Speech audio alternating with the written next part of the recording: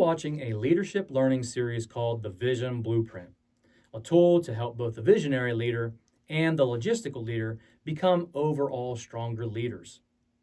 We've talked about the importance of a strong and clear why and how to evaluate the vision within the framework of a team to bring greater strength and clarity to the vision.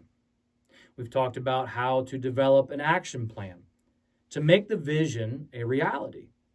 But there's one last important step that cannot be overlooked or underestimated. Now it's time to communicate the vision. When it comes to communication, there are two universal rules that must always be followed.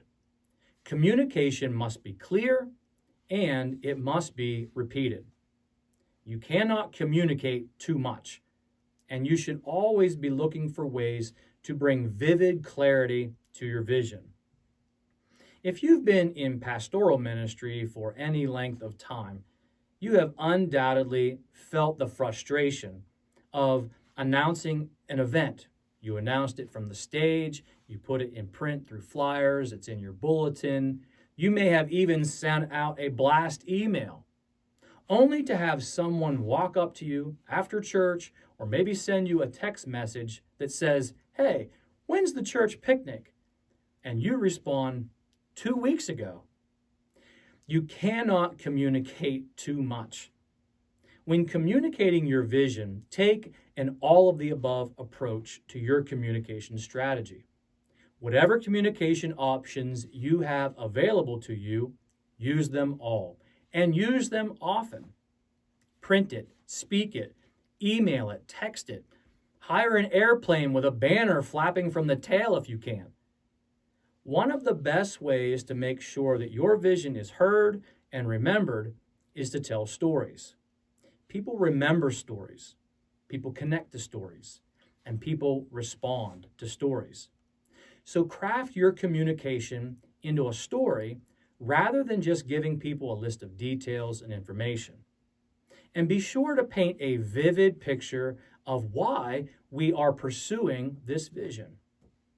You started this whole journey of why, and now the power of why will create the momentum and motivation needed to move from where we are now to where we want to go. Communicate clearly what the vision is and why we should pursue it. Communicate repeatedly using all kinds of communication methods. Put as much of your communication into story form as possible.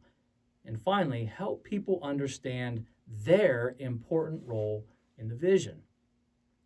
The story is told of President John F. Kennedy visiting the NASA Space Center in 1962. And during the walking tour of the facility, President Kennedy noticed a janitor carrying a broom. The president introduced himself and asked him what he was doing. The janitor at NASA responded, "Well, Mr. President, I'm helping put a man on the moon."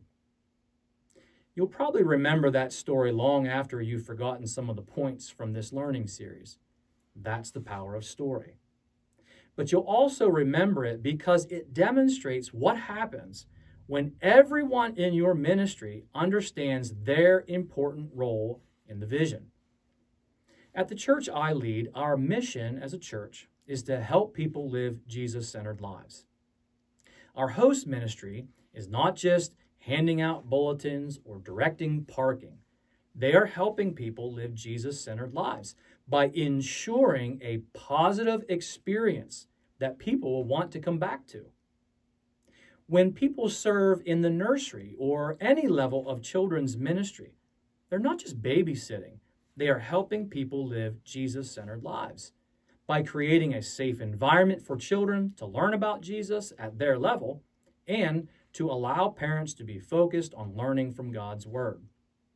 Even our grounds crew is helping people live Jesus-centered lives by maintaining our property in a way that says to the community around us that we care about what we're doing here. And what are we doing here? Helping people live Jesus-centered lives. I'm using the example of our church mission, but The same communication strategy is effective when communicating your vision for a preferred future state. Communicate clearly, paint a vivid picture through story when possible, and communicate repeatedly. You cannot communicate too much. In our next video, I have some concluding thoughts that I think will be helpful and encouraging as you begin to develop your vision blueprint.